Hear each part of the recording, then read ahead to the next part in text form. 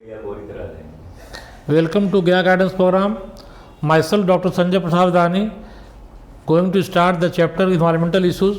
बच्चों, ये हम लोग का क्रैश कोर्स चल रहा है और क्रैश कोर्स का मतलब होता है कि गागर में सागर भरना। बच्चों, इस चैप्टर में मैं आपको पिछले क्लास में पढ़ा चुका हूँ। ये मेरा लास्ट जो है आपको समरी जो है, जो दूध का जो मलाई है वो मलाई आपको खिलाने जा रहा हूँ। जिस बच्चे इसको आप लोग पूरा कंसेप्ट क्लियर कर लो। ये जो है इस जो मैं अभी पढ़ाऊँगा इसमें आपको इस चैप्टर का जो इम्पोर्टेंट पॉइंट्स हैं, जो इसका मक्खन है वो मैं आपके सामने ला रहा हूँ। उस पॉइंट्स को बच्चों आप लोग सब लोग याद कर लेना और उस क्योंकि 99% क्वेश्चन आपको वहाँ से वो आपको आएगा।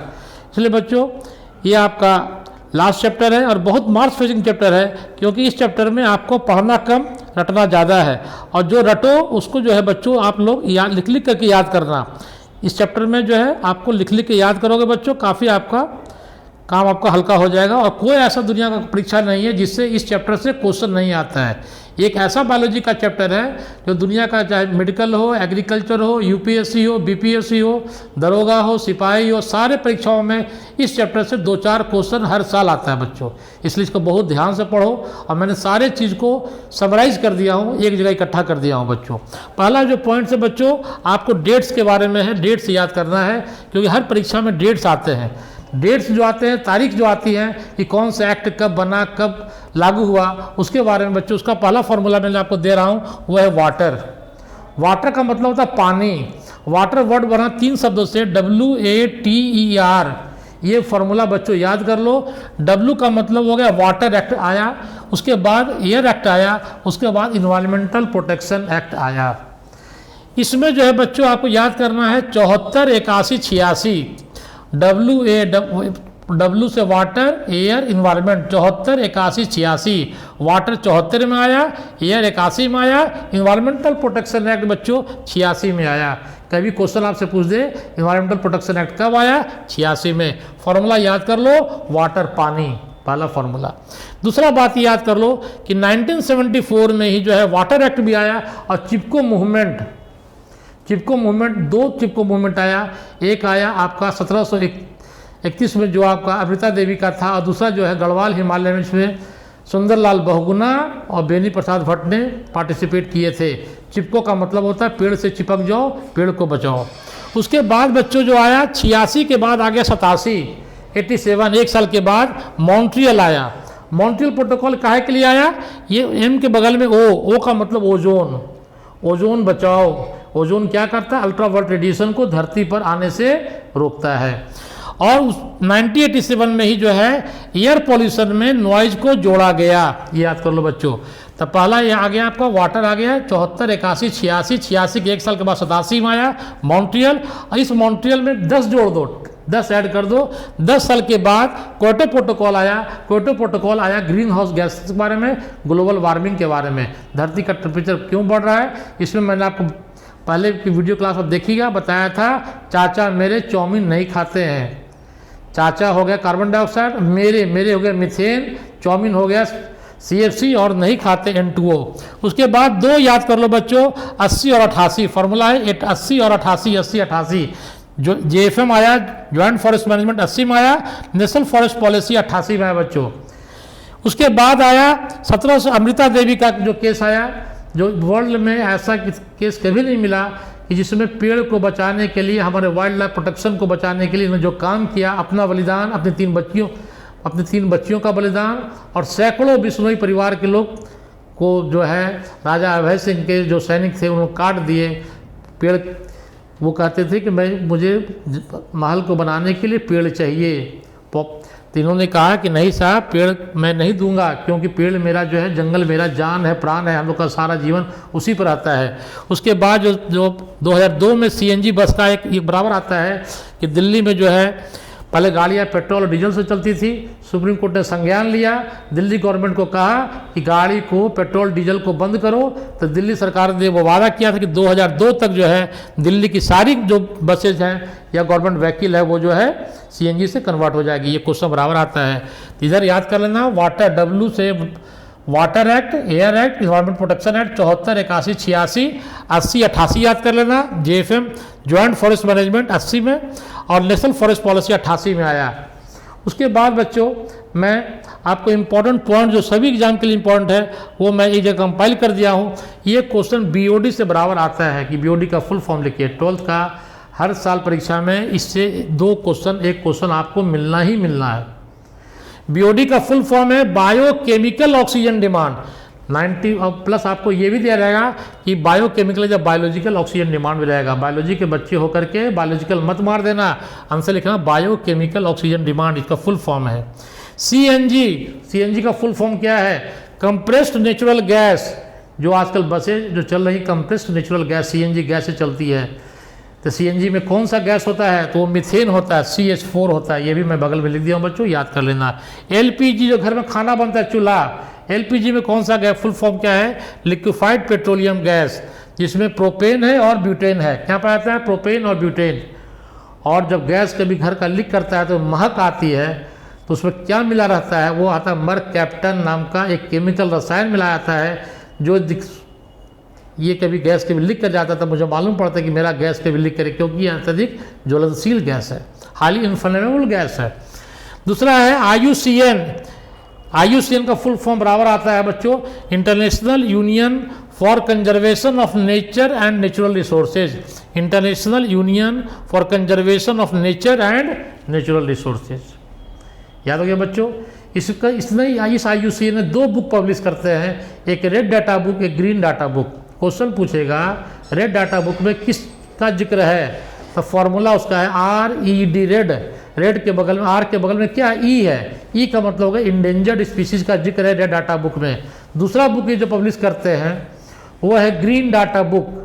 तो GR याद कर लो, G के बगल में क्या? R, जो रेयर स्पीसीज है उसका जिक्र जो है ग्रीन डाटा बुक में होता है। रेड में क्या हो गया? R के बगल में E, endangered species. Green data book जो है उस G के बगल में R, रेयर स्पीसीज का वर्णन होता है। DDT का बराबर फुल फॉर्म पूछेगा। DDT का फुल फॉर्म है डाइक्लोरो डाइफिनाइल ट्राइक्लोरोइथेन। डाइक्लोरो डाइफिनाइल ट्राइक्लोरोइथेन जो नॉन बायोडिग्रेडेबल सब्सटेंस है, जो हमारा शरीर, हमारी कोशिकाएं उसको न हमारे शरीर से मेटाबोलाइज कर पाती है, न उसको बाहर निकाल पाती है, हमारे शरीर की कोशिकाओं में जमा हो जाता है, बायोमैग्निफिकेशन का रोल प्ले करता है, जिसके कारण चिड़ियों की संख्या कम हो रही है। हायर ट्रॉपिक लेवल में वो जमा हो जाते हैं। उसके बाद जो है DU का फुल फॉर्म क्या है? DU हो गया डॉप्सन यूनिट। ये जो है थिकनेस, ओजोन की थिकनेस, मोटाई को मापने वाला जो यूनिट है उसको कहता है DU। इस पर ध्यान क्या रखना बच्चों कि D भी कैपिटल होगा और U भी कैपिटल होगा। उसके बाद अगला जो है बच्चों वो है DB, small d capital B। ये है नॉइज का एक यूनिट है DB, डेसिबल। DB क्या होगा बच्चों? नॉइज का एक यूनिट है डेसिबल, जो साउंड के लाउडनेस को वो नापता है। जो कहते हैं 80 डेसिबल से ऊपर जो साउंड होगा वो हमारे कान उसको टॉलरेट नहीं कर सकता है, हमारे हेल्थ पर उसको बैड इफेक्ट पड़ता है बच्चों। उसके बाद है ODS, ozone depleting substances. Montreal protocol में इसी के बारे में कहा गया है कि जो ओजोन को क्षय करने वाले केमिकल हैं उनमें कमी लाओ। Ozone depleting substances ODS। और सबसे ज़्यादा कौन है भाई? वो HCFC, क्लोरोफ्लोरोकार्बन। इसका प्रोडक्शन सबसे ज़्यादा कौन करता है? अमेरिका करता है। BGA, ब्लू ग्रीन एल्गी, जिसको दूसरा नाम है साइनोबैक्टीरिया। बराबर क्वेश्चन आता है कि ब्लू ग्रीन एल्गी साइनोबैक्टीरिया को दूसरा नाम क्या है? वो है BGA, साइनोबैक्टीरिया है बच्चों। और ये प्रोकैरियोट्स के, ये जो साइनोबैक्टीरिया हैं, ब्लू ग्रीन एल्गी, प्रोकैरियोट्स के मेंबर हैं। इनको मैं पहले बता चुका हूँ, प्रोकैरियोट्स को मोनेरा किंगडम में रखा जाता है। फार्मूला बता दिया हूँ, उसका फार्मूला है PM, prime minister Modi. PM prokaryotes Monera, जिसमें आता है bacteria blue green algae. Blue green का दूसरा नाम क्या है? साइनोबैक्टीरिया। एक वर्ड है फोम।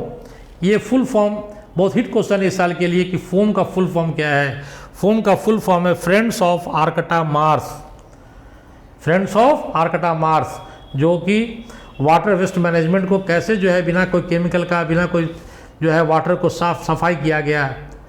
ये कैलिफोर्निया में पढ़ा चुका हूँ बच्चों, आप लोग देख ले। Friends of Arctic Mars, MIC। ये तो हर परीक्षाओं में क्वेश्चन आता है कि MIC का फुल फॉर्म क्या है? Methyl isocyanide.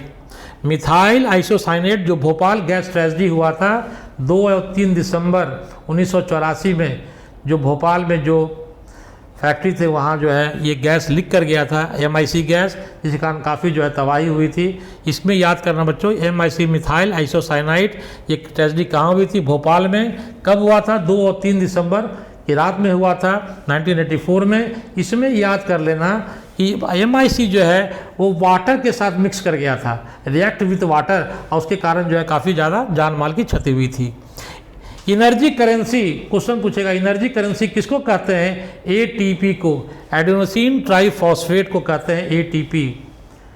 हमारे बॉडी में एनर्जी, जो खाना खाते हैं, जो भोजन जो पचता है, जो एनर्जी लिबरेट होता है माइटोकॉन्ड्रिया में, जिसको पावर हाउस कहते हैं, वो एनर्जी हमारे कोशिकाओं में ATP के रूप में संचित होता है, जिसको एनर्जी करेंसी बोलते हैं। वो नाम क्या है? Adenosine triphosphate. O3 क्या है? ओजोन। ये ओजोन किसका है भाई? है ऑक्सीजन का। दोनों एलोट्रॉप है, अप्रूफ हैं। ओजोन क्या करता है? स्ट्रेटोस्फीयर में रहते हैं, गुड ओजोन कहलाते हैं, जो सन से हार्मफुल रेज जो आते हैं उनको ये एब्जॉर्ब करते हैं और यूवी रेज को धरती पर आने से रोकते हैं। ये यूवी रेज धरती पर आ गए तो स्किन कैंसर, स्नो ब्लाइंडनेस, बहुत तरह की बीमारियां, म्यूटेशन, ये सब हो जाएंगे। Plus CFC, chlorofluorocarbon. क्या है बेटा? CFC का फुल फॉर्म याद कर लो, क्लोरोफ्लोरोकार्बन। मैं ये सारा जो पॉइंट्स आपके सामने जो लिखा हूँ, ये आपके इन्वायरमेंटल इश्यूज़ के NCERT में सारा दिया हुआ है, वर्णित है। मैं उसको एक जगह कंपाइल कर दिया हूँ कि आपको पढ़ने में सुविधा हो, याद करने में सुविधा हो। इसको बच्चों आप लिख के याद करिएगा, इससे क्वेश्चन तो आना ही आना है, कैसे भी पूछे। CFC का फुल फॉर्म है क्लोरोफ्लोरोकार्बन, जो कि ओजोन डिप्लीटिंग सब्सटेंस है, ओजोन को क्षय करने वाले सब्सटेंस केमिकल हैं।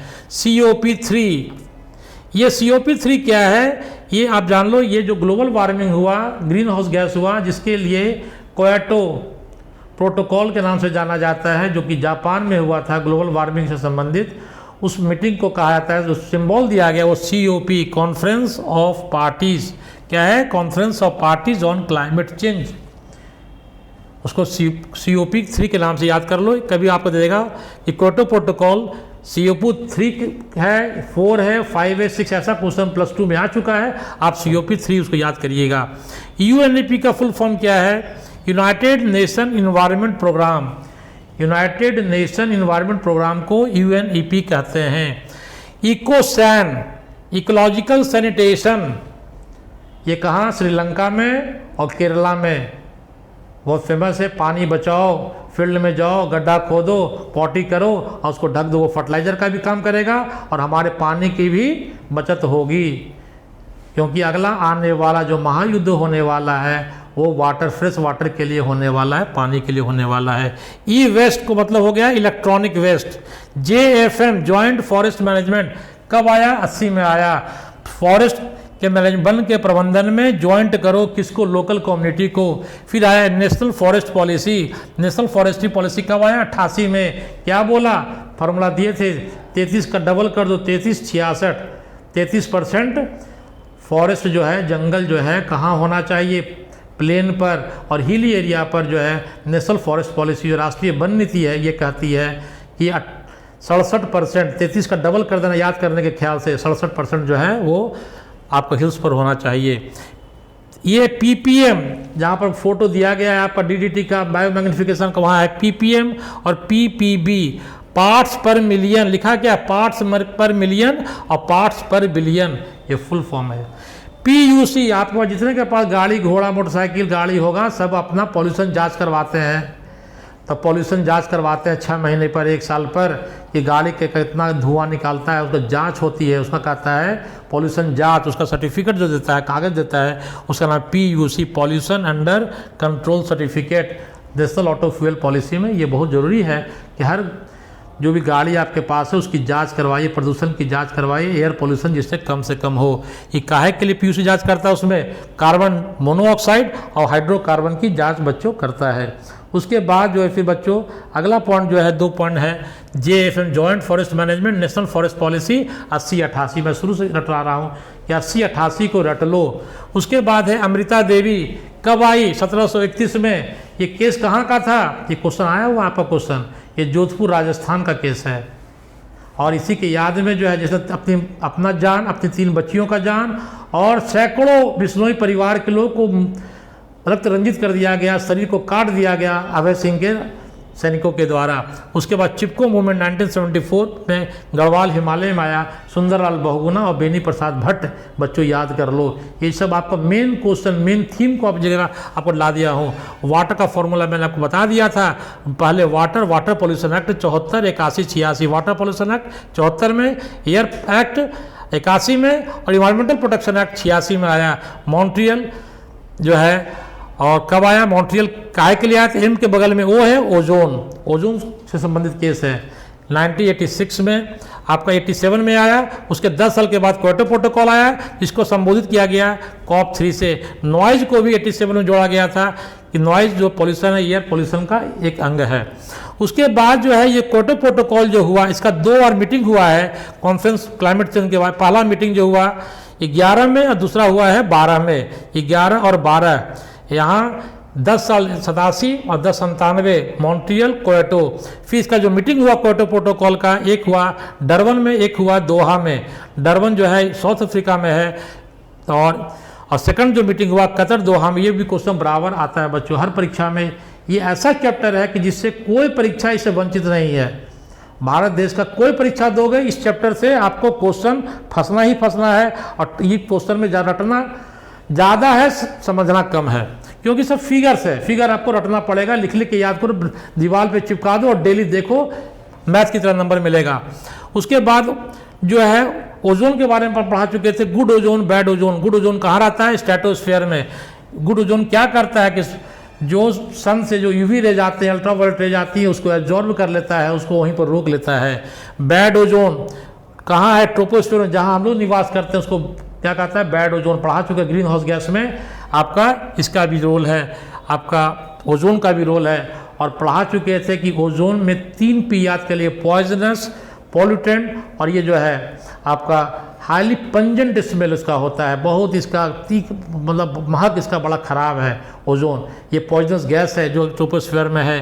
कहता है हमारे ट्रोपोस्फीयर में 300 मिलीमीटर इसका जो मोटाई है डॉप्सन यूनिट का, वो 300 मिलीमीटर है, जबकि स्ट्रेटोस्फीयर में 3 किलोमीटर है इसकी मोटाई है। वो बच्चों ओजोन होल पढ़ा चुका, अंटार्कटिका रीजन। होल का मतलब मत देना ओजोन होल में छेद हो गया। ओजोन का पतला होना को ओजोन होल कहते हैं, याद कर लो। ओजोन को नापते हैं किससे, डॉप्सन यूनिट से, DU से, याद कर लो बच्चों। स्लैश एंड बर्न एग्रीकल्चर, जिसका दूसरा नाम है झूम कल्टीवेशन। क्वेश्चन बराबर आता है कि कहाँ हो इस तरह का एग्रीकल्चर खेती होती है, तो नॉर्थ ईस्टर्न स्टेट्स में, पूर्वोत्तर राज्य जो है आसाम, मेघालय जो राज्य है वहाँ ये होती है। इसमें क्या है, जंगल को काटो, पेड़ को काटो, आग लगाओ, उसके जो और उस पर जो है खेती करो, फिर आगे बढ़ जाओ। और फिर जो है पहले के जो ज़माना में जो ये झूम कल्टीवेशन था, ये झूम कल्टीवेशन बेसिकली डिफॉरेस्टेशन है, पेड़ को काटना है। लेकिन यहाँ पर एक कंपेयरिंग चार्ट आता है बड़ा परीक्षा में, हम देखे हैं कि भाई पहले का जो झूम कल्टीवेशन था, आवाज़ में फ़र्क क्या है कि पेड़ को आना और जंगल को बनने में जो समय जो है, रिकवरी टाइम और गैप जो है, रिकवरी फेज और गैप टाइम जो है काफ़ी कम दिया जा रहा है। दूसरी बात है नेशनल फॉरेस्ट पॉलिसी, क्या कहा पढ़ा चुके, 33 और 66 का फॉर्मूला बता चुके हैं। ये फॉर्मूला याद कर। नेशनल फॉरेस्ट पॉलिसी कब आया, 88 में आया। फॉरेस्ट लॉस के बारे में क्वेश्चन बराबर आता है कि जो जंगल जो समाप्त हो रहे हैं, पेड़ जो कट रहे हैं अर्बनाइजेशन के कारण, शहरीकरण के कारण, वो लॉस कितना हो रहा है। ट्रॉपिकल में 40% का लॉस है और टेम्परेट रीजन में हुए 1% का लॉस हुआ है बच्चों, ये याद कर लो।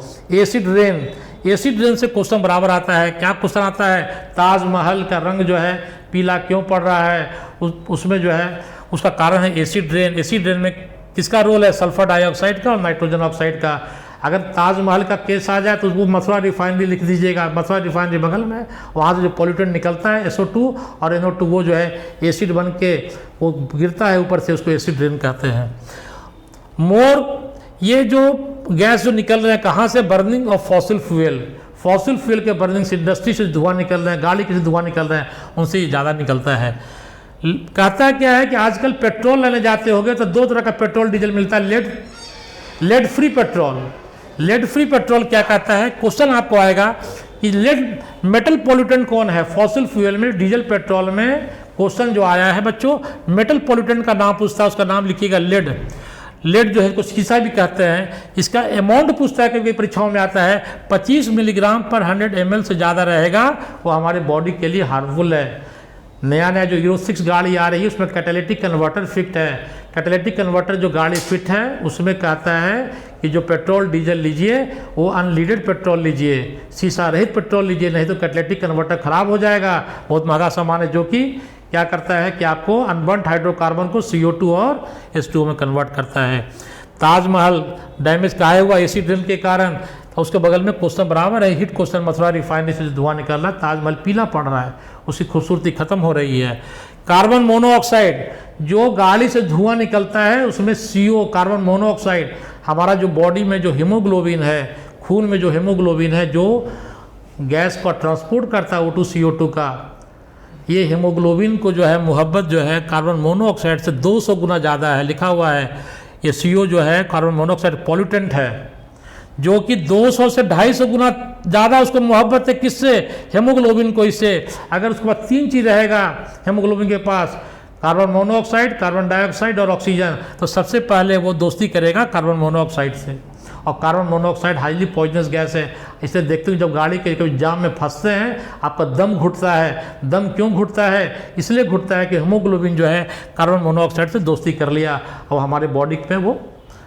फिर है ये CO2 के बारे में। CO2 नॉन पॉल्यूटेंट है, ये ग्रीन हाउस गैस है, याद कर लीजिएगा। ये हमारे ग्लोबल वार्मिंग के लिए रिस्पॉन्सिबल है, धरती के टेम्परेचर को बढ़ाने के लिए रिस्पॉन्सिबल है।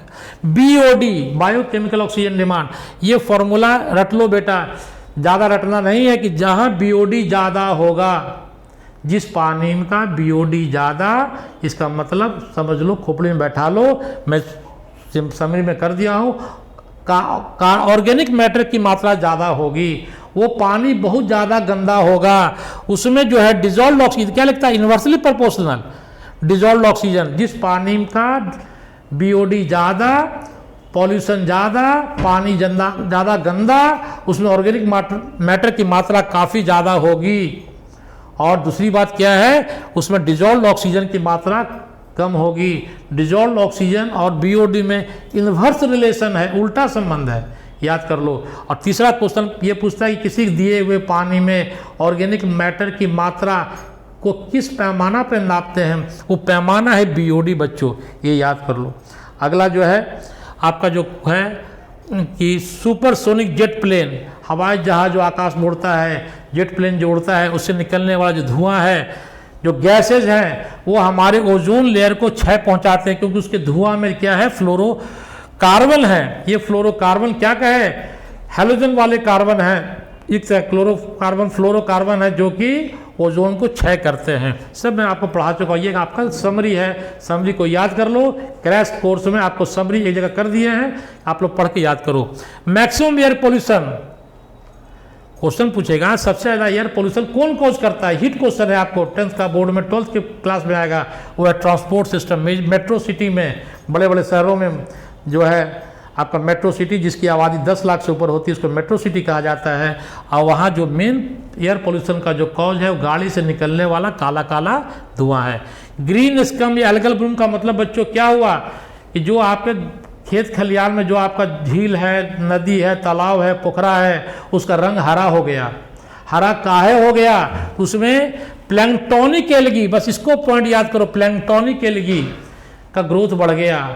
प्लैंक्टोनिक एल्गी किसको कहते हैं? प्लैंक्टन किसको कहते हैं? प्लैंक्टन उसको कहते हैं जो पानी के बहाव से बहे, उसमें इतनी ताकत नहीं है कि वो अपना वो हाथ पर मार के आगे पानी के बहाव को उल्टी दिशा में बहे।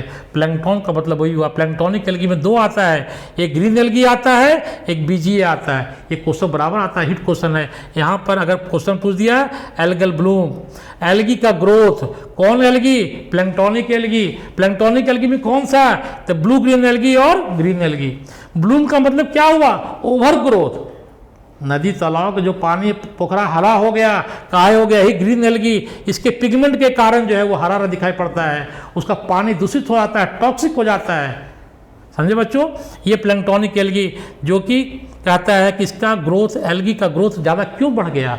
तो जो नदी तालाब पोखरा में जो पानी, सीवेज का पानी, नली का पानी डाल रहे हैं, उस पानी में नाइट्रोजन और फास्फोरस, इसको तो रट लो एकदम, नाइट्रोजन और फास्फोरस की मात्रा ज़्यादा होती है। और ये नाइट्रोजन और फास्फोरस क्या करता है, एल्गी के ग्रोथ में मदद करता है। और जब पानी में जाएगा तालाब पोखरा में, तो वो जो है एल्गी के ग्रोथ को बढ़ा देगा, एक्सेस ग्रोथ कर देगा, पानी हरा हो जाएगा, पानी दूषित हो जाएगा, खराब हो जाएगा, बेकार हो जाएगा। और उसके कारण क्या होगा कि तालाब में जो रहने वाली मछलियाँ मर जाएंगी। क्वेश्चन बराबर आता है, क्यों मछली मर जाती है साहब? मछली इसलिए मरती है क्योंकि उस पानी में ऑक्सीजन की कमी हो गई। एल्गल ब्लूम से क्या हुआ, प्लैंक्टोनिक एल्गी का ग्रोथ हुआ। प्लैंक्टोनिक एल्गी ग्रोथ काहे किया? क्योंकि जो पानी, सीवेज पानी आ रहा है, नली का पानी आ रहा है, उसमें ऑर्गेनिक मैटर ज़्यादा है और उसमें नाइट्रोजन और फास्फोरस की मात्रा काफ़ी ज़्यादा है, जो इसके ग्रोथ को बढ़ाया। और बढ़ाने से क्या, जब एल्गी का ग्रोथ बढ़ेगा तो वो क्या करेगा, पानी में जो घुला हुआ ऑक्सीजन को यूज़ कर लेगा। मछलियाँ का जो है मर जाएंगी, उनको ऑक्सीजन नहीं मिलेगा, वो मर जाएगी, क्योंकि मछली अपना ऑक्सीजन पानी में घुला हुआ ऑक्सीजन को ही लेती है। वर्ल्ड ओजोन डे, कोई ऐसा परीक्षा नहीं कि इसमें ये क्वेश्चन नहीं आता। वर्ल्ड ओजोन डे कब मनाया जाता है? 16 सितंबर को मनाया जाता है। क्वेश्चन पूछेगा इस बार अगर कि वर्ल्ड ओजोन डे 2021 का थीम क्या था? थीम था मॉन्ट्रियल प्रोटोकॉल। याद कर लो बच्चों। डेजर्टिफिकेशन, मरुस्थलीकरण हो गया, मरुस्थल बन गया, काहे बना साहब? क्वेश्चन पूछेगा। मेन रीजन अर्बनाइजेशन, शहरीकरण और ओवर ग्रेजिंग, जो चारागाह बन रहा है। ओजोन होल का सबसे बड़ा कारण कौन है? ओजोन होल जो है अंटार्कटिका रीजन में, याद करवाए थे आपको, लेट अगस्त अर्ली अक्टूबर में ज़्यादा दिखाई पड़ता है अंटार्कटिका रीजन में। ओजोन में थिक पतलापन हो गया, उसकी मोटाई कम जाती है अगस्त और अक्टूबर के बीच में। ये ओजोन होल का जो मेन कारण है, जो सबसे ज़्यादा कंट्री ओजोन गैस को जो क्षय करने वाला जो केमिकल रिलीज कर रहा दुनिया में, वो है अमेरिका बच्चों। एक है carbon content by volume. Normally हम लोग पढ़ते हैं कि भाई हवा में नाइट्रोजन 72%, ऑक्सीजन 21%, कार्बन डाइऑक्साइड कहीं पर, लेकिन वहाँ क्या कर दिया, इस पर जो कोई बार क्वेश्चन आया वॉल्यूम आ गया, तो वॉल्यूम में याद कर लीजिएगा, चेंज कर दिया थोड़ा सा, जो 0.0314 ये फिगर है। मैं पहले कह चुका हूँ, फिगर को याद करो, 0.0314। क्वेश्चन कहता है कि अगर हवा से ऑक्सीजन CO2 को हटा दिया जाए तो क्या हुआ साहब? पहले मैं ग्लोबल वार्मिंग पढ़ा चुका हूँ कि जब CO2 को हटा दिया जाएगा तो धरती का टेम्परेचर -18 डिग्री सेंटीग्रेड हो जाएगा, माइनस में चला जाएगा, टेम्परेचर फॉल हो जाएगा। उसके बाद ये आ गया है आइसोटोप, रेडियो एक्टिव आइसोटोप में स्ट्रोंशियम 90, एकदम रट लो, जो आइसोटोप है उसमें स्ट्रोंशियम 90 जो है सबसे ज़्यादा dangerous isotope, radio active isotope है ये। और उसके बाद जो है बीमारी आता है मिनीमाटा डिजीज़। क्वेश्चन पूछेगा मिनीमाटा, इटाई, तो मिनीमाटा डिजीज किसके कारण होता है? तो मिनीमाटा डिजीज का फार्मूला है M से मरकरी, M से मिनीमाटा, मरकरी मिनीमाटा। मिनीमाटा किसके कारण हुआ? मरकरी के कारण हुआ। ये कहाँ पाया गया? सबसे पहले जापान में देखा गया कि जापान के जो नदी तालाब में मछलियाँ एकाएक मरनी शुरू हो गई। काहे मर गई भाई? वैज्ञानिकों ने जांच किया, देखा कि पानी में जो है मरकरी की मात्रा काफ़ी ज़्यादा है। क्वेश्चन आया कि ये मिनीमाटा डिजीज में मछलियाँ मरेंगी, क्या खरगोश भी मरेगा? नहीं साहब, खरगोश कैसे मरेगा? खरगोश तो जो है ये घास फूस खाने वाला है, मछली थोड़ी खाता है। जो कार्निवोरस एनिमल हैं वो मरेंगे, जो मछलियों को खाएंगे वो मरेंगे। हार्बीवोरस एनिमल पर कोई इसका इफेक्ट नहीं पड़ेगा। कैडमियम, इटाई बीमारी, खूब क्वेश्चन, इटाई किसके कारण होता है? इटाई कैडमियम के कारण होता है। IC फॉर्मूला है यहाँ, IC याद कर लो, MM याद कर लो, तुम्हारा प्रॉब्लम सॉल्व हो जाएगा बच्चों। अब आपको जो है एक आपका आ गया स्टायरोफोम। स्टायरोफोम क्वेश्चन बराबर आता है। स्टायरोफोम क्या है साहब? ये साउंड एब्जॉर्बिंग मटेरियल है, साउंड प्रूफिंग। आप सिनेमा हॉल में जाते हैं, अंदर की आवाज़ बाहर नहीं आती है, क्यों नहीं आती है?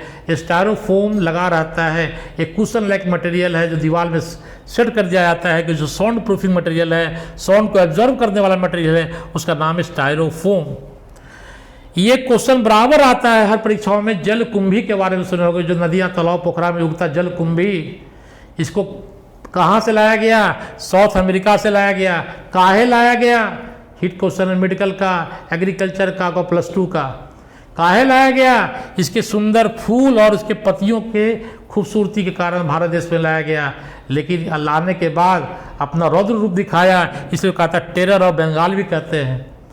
या बंगाल का आतंक कहते हैं, या मोस्ट प्रॉब्लमेटिक एक्वेटिक वीड कौन है साहब, तो वो जलकुंभी है, इसको कॉर्निया भी कहते हैं। मोस्ट इन्वेसिव मतलब बहुत तेजी से फैलने वाला खरपतवार है, कौन है साहब, जलकुंभी है, कॉर्निया है। और यह CPCB पहले पढ़ा चुका हूँ आफ्टर फिल्टर में कि CPCB का फुल फॉर्म क्या होता है, सेंट्रल पॉल्यूशन कंट्रोल बोर्ड। ये क्या कहता है, जो धूल के कण है वो किस साइज के धूल के कण हम लोग के हेल्थ के लिए हार्मफुल है, तो वह लेस देन 2.5 माइक्रोन। और धूल के कण को हटाने वाला मशीन पढ़ा चुके हैं, कौन सा था, इलेक्ट्रोस्टैटिक प्रेसिपिटेटर था। P से याद कर ले, P से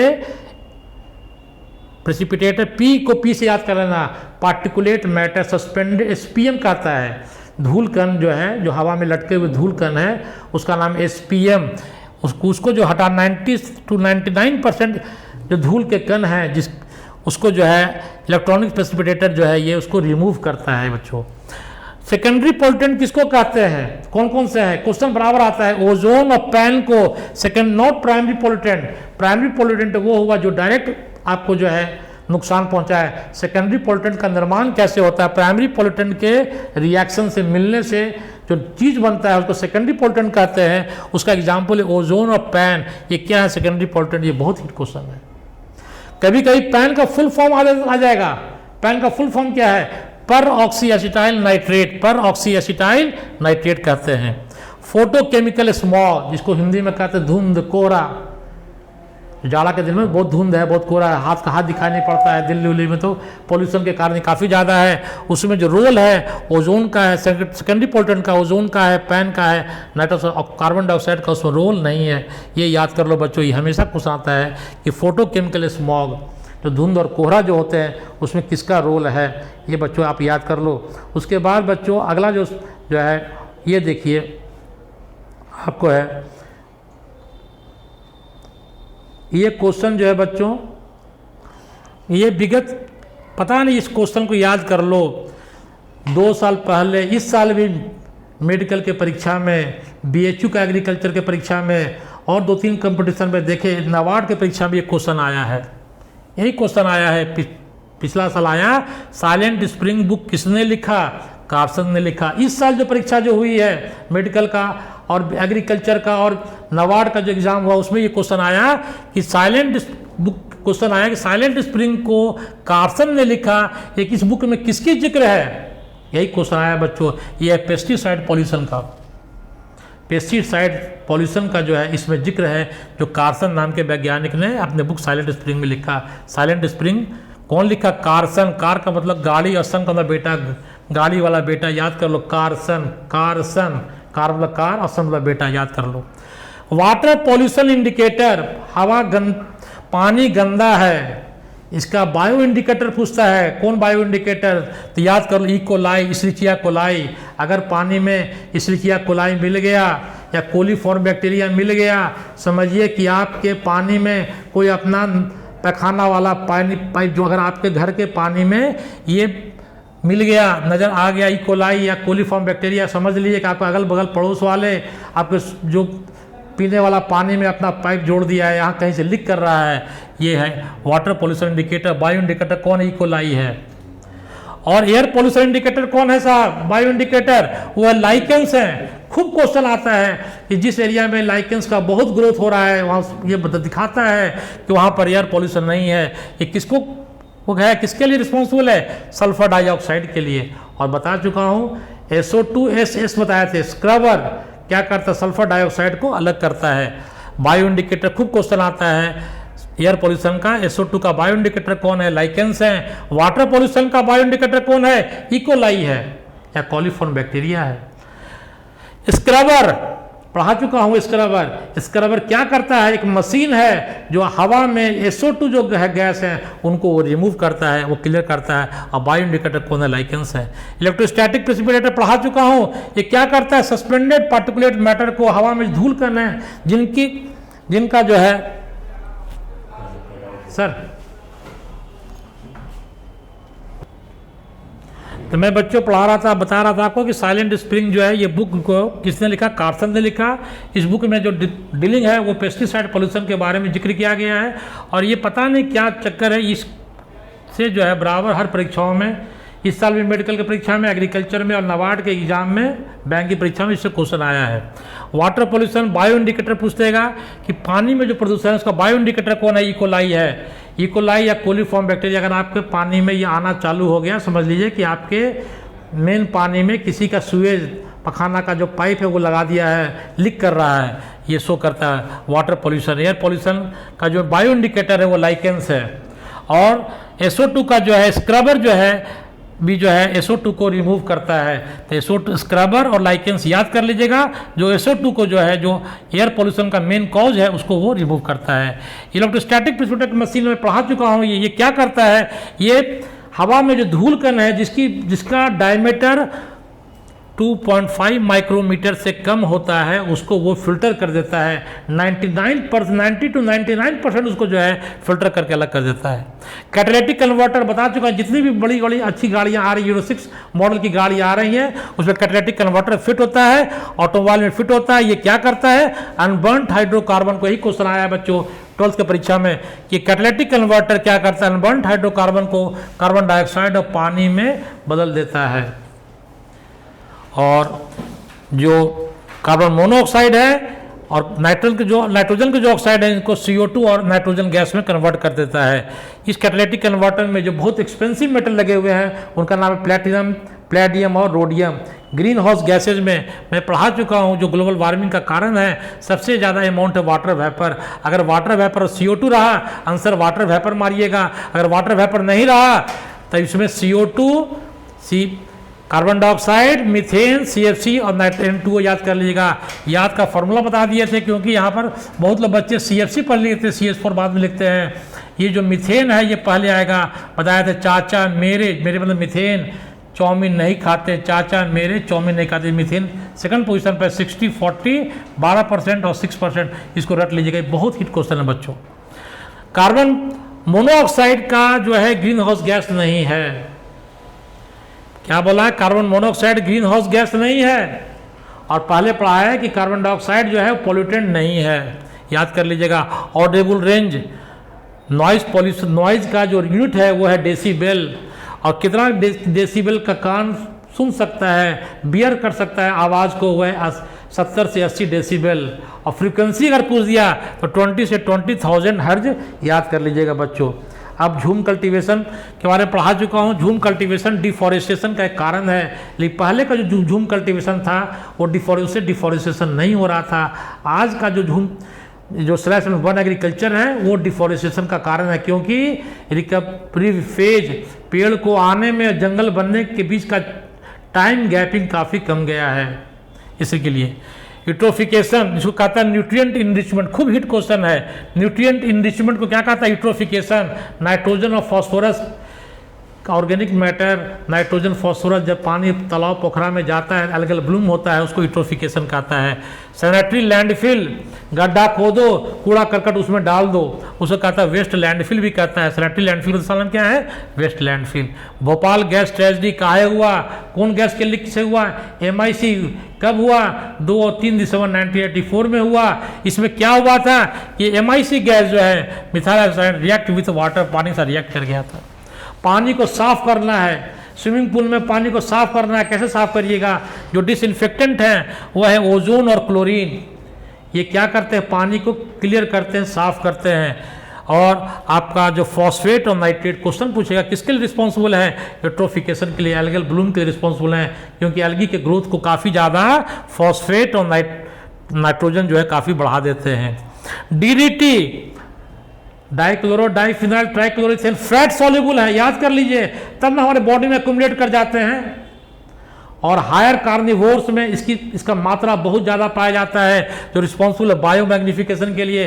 क्वेश्चन अगर आप पूछेगा कि बर्ड का पॉपुलेशन क्यों घट रहा है, सी बर्ड का, एक्वेटिक बर्ड का, तो कारण लिखिएगा bio magnification due to deposition of DDT।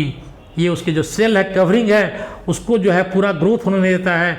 और जब चिड़िया का जब बच्चे जब अंडा के अंदर रहते हैं, जब ग्रोथ करते हैं, उसका अंडा फट जाता है, टूट जाता है, क्योंकि उसका जो सेल है, कवरिंग जो है वो कमज़ोर हो गया है, कमज़ोर कर देता है। BOD से क्या नापते हैं कि पानी में ऑर्गेनिक मैटर की मात्रा कितनी है। और एक्सीडेंटल लीकेज, ये हिट क्वेश्चन बराबर आया कि भाई रेडियो एक्टिव से जो है मटेरियल से जो है पहले लोग बोला बहुत अच्छा है, शांतिपूर्ण उपयोग होगा, उससे बिजली बनेगा, ये बनेगा, बहुत से उसका बड़ाई हुआ, बहुत से कंट्री में इसका जो न्यूक्लियर पावर प्लांट भी लग गया। लेकिन इसका दो ड्रॉबैक है, एक क्या है एक्सीडेंटल लीकेज और दूसरा है डिस्पोजल। एक्सीडेंटल लीकेज में दो केस तो वर्ल्ड वाइड फेमस है, 3 माइल आइलैंड का जो एक्सीडेंट हुआ था, लीकेज हुआ था, और दूसरा चेरनोबिल डिजास्टर, 3 माइल आइलैंड और चेरनोबिल डिजास्टर एक्सीडेंटल लीकेज का केस है। इंसिनरेटर आजकल क्या है कि हम लोग जब मरते हैं तो जाकर के लकड़ी पर जलाते हैं, 9 महीने 11 महीने लकड़ी पर, और लकड़ी जो है पेड़ काटने अब सरकार उसको बंद कर रही है, तो बड़ा बड़ा जो है विद्युत शब्दागृह बन रहा है, हीटर लग रहा है जहाँ बॉडी को डाल दीजिए और बिजली से वो जल के राख हो जाएगा। उसको इंसिनरेटर कहता है। बेस्ट फॉर हॉस्पिटल और इलेक्ट्रॉनिक वेस्ट के डिस्पोजल के लिए इंसिनरेटर जो मशीन है, जो हीटर है, वो ज़्यादा अच्छा है। और ये जो है फॉसिल फ्यूल और फॉरेस्ट, ये क्वेश्चन बराबर आता है। फॉसिल फ्यूल क्या है? नॉन रिन्यूएबल रिसोर्स है, एक बार ख़त्म हो गया तो ख़त्म हो गया। पेट्रोल डीजल जो है एक बार ख़त्म तो ख़त्म, बनने में अरबों खरबों साल लगेंगे, करोड़ों साल लगेंगे। लेकिन फॉरेस्ट जो है वो रिन्यूएबल है, एग्जॉस्टेबल, खत्म, खर्चा हो रहा है, पेड़ काट रहे हैं, एग्जॉस्ट हो रहा है, खत्म हो रहा है, लेकिन फिर वो 2 साल 4 साल में फिर वो ग्रो करती से कहता है रिन्यूएबल एग्जॉस्टेबल नेचुरल रिसोर्स। ये क्वेश्चन बच्चों बराबर आता है, ध्यान रखिएगा। पॉली ब्लेंड पढ़ा चुके थे अहमद खान का केस में। अब बंगलोर में अहमद खान नाम के एक प्लास्टिक की बोड़ी बनाते थे, उन्होंने अपने फैक्ट्री में एक केमिकल बनाया पॉली ब्लेंड। ये क्वेश्चन पूछता है कि पॉली ब्लेंड क्या है साहब? इसमें आप फार्मूला याद कर लेगा, RMP, rural medical practitioner, RMP, देहात के डॉक्टर को RMP कहते हैं, तो rural medical practice, recycled modified plastic. Poly blend क्या है? फाइन पाउडर है, एकदम चिकना पाउडर है, किसका? RMP का, रिसाइकिल मॉडिफाइड प्लास्टिक का। और इस प्लास्टिक को उसने क्या किया? कोलतार में मिक्स कर दिया और रोड पे जो है रोड बनाया। तो रोड की लाइफ, क्वेश्चन पूछता है कितना गुना बढ़ा? 3 गुना, 3 गुना। कहता है कि जो पॉल्यूटेड वाटर होगा, जो गंदा पानी होगा, उसमें स्टोन फ्लाई नाम का इंसेक्ट के जो लार्वा हैं वो नहीं पाए जाएंगे।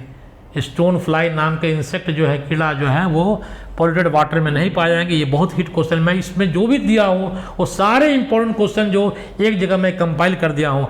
डेंटल डिजीज, दांत में जो बीमारी होती है वो फ्लोरीन की कमी से होती है। याद करो, मेन रीजन क्या? Fluorine. Snow blindness, ultraviolet rays जब आएगा तो हमारे कॉर्निया में इन्फ्लामेशन आ जाएगा, स्वेलिंग आ जाएगा, उसको स्नो ब्लाइंडनेस कहते हैं। स्नो ब्लाइंडनेस का कॉज कौन है? Ultraviolet radiation. बायोमैग्निफिकेशन क्या कॉज करता है? DDT और मरकरी। जो केस हमको NCERT में इस बार पढ़ना है वो DDT और मरकरी के बारे में पढ़ना है। ये दोनों जो है बायोमैग्निफिकेशन के लिए रिस्पॉन्सिबल है। नाइट्रोजन और फॉस्फोरस जो है वो यूट्रोफिकेशन के लिए रिस्पॉन्सिबल है, एल्गल ब्लूम के रिस्पॉन्सिबल है। पानी जो पोखरा तालाब का पानी हरा हो जाता है उसको यूट्रोफिकेशन कहते हैं, उसके लिए नाइट्रोजन और फॉस्फोरस रिस्पॉन्सिबल है। बायोडिग्रेडेबल ऑर्गेनिक मैटर, पानी में कितना ऑर्गेनिक मैटर है बताया थे। और BOD क्या है साहब? Biochemical oxygen demand. 1 लीटर पानी में जो ऑर्गेनिक मैटर हैं उनको ऑक्सीडाइज करने में जितना ऑक्सीजन कंज्यूम होता है, करता है, उसी को, उस ऑक्सीजन की मात्रा को BOD कहते हैं। ये क्वेश्चन आता है BOD ज़्यादा कहाँ होगा, कहाँ कम होगा? तो दिमाग में खोपड़ी में बैठा लीजिए, जो पेट्रोलियम इंडस्ट्री होगा वहाँ BOD, वहाँ का कोई प्रभाव नहीं पड़ेगा, वो पानी साफ होता है। इसलिए कहता है जो डिस्टिलरी है, जहाँ आपका दारू जो डिस्टिलेशन प्रोसेस होता है, डिस्टिलरी इंडस्ट्री जो है, यहाँ सबसे ज़्यादा गंदा पानी है। BOD यहाँ सबसे ज़्यादा है। ये जो है इन आपका डिक्रीजिंग ऑर्डर में लिखा गया है, ध्यान रखिएगा। मॉन्ट्रियल प्रोटोकॉल आपको पढ़ा चुके हैं। ओजोन, M से मॉन्ट्रियल, वो याद कर ले, मॉन्ट्रियल के बगल में ओजोन से रिलेटेड है। कब आया? 1987 में आया। इफेक्टिव कब हुआ? 1989 में आया। क्योटो प्रोटोकॉल काहे के लिए आया? ग्रीन हाउस गैस के लिए आया। ये ग्रीन हाउस गैस क्या करता है? क्लाइमेट को चेंज करता है, और क्लाइमेटिक इफेक्ट पढ़ा चुके हैं आपको। अर्थ समिट और वर्ल्ड समिट, ये 4 तो रट लीजिए, 4 से क्वेश्चन बराबर आता है। मॉन्ट्रियल आया ओजोन के लिए, Kyoto protocol green house gas के लिए या ग्लोबल वार्मिंग के लिए आया, अर्थ समिट और वर्ल्ड समिट बायोडाइवर्सिटी कंजर्वेशन के लिए आया। कंसेप्ट क्लियर कर लो बच्चों। ये 87 में, ये 97 में, ये 92 में, 10 साल ऑप्शन में 10 जोड़ना है। 87, 97, 92, 2002, 10-10 का फॉर्मूला याद कर लो। पेट्रोलियम इंडस्ट्री में नो बीओडी इंक्रीज करता है, ये तो मैं पहले ही पढ़ा चुका था। और ये अपन जो टॉप कार्निवोर होंगे उसमें डीडीटी की कंसंट्रेशन सबसे ज़्यादा होगी, और जो सीगल होंगे, जो एक्वेटिक पक्षियाँ होंगी, उनका जो पॉपुलेशन कम रहा है, इसी कारण कम रहा है। अब आपका बच्चों ये आपका टॉपिक जो है इन्वायरमेंटल इश्यूज आपका जो है ख़त्म हुआ। मैं आपको बहुत डिटेल से पढ़ा दिया, हर पॉइंट्स को आपको क्रैश कोर्स में लिखा दिया, एक जगह कर दिया। अब आपका ड्यूटी है उसको पढ़ना, याद करना, और पढ़ लो, याद कर लो, आपका बेड़ा पार हो जाएगा, कोई आपको छू नहीं सकता है। थैंक यू बच्चों।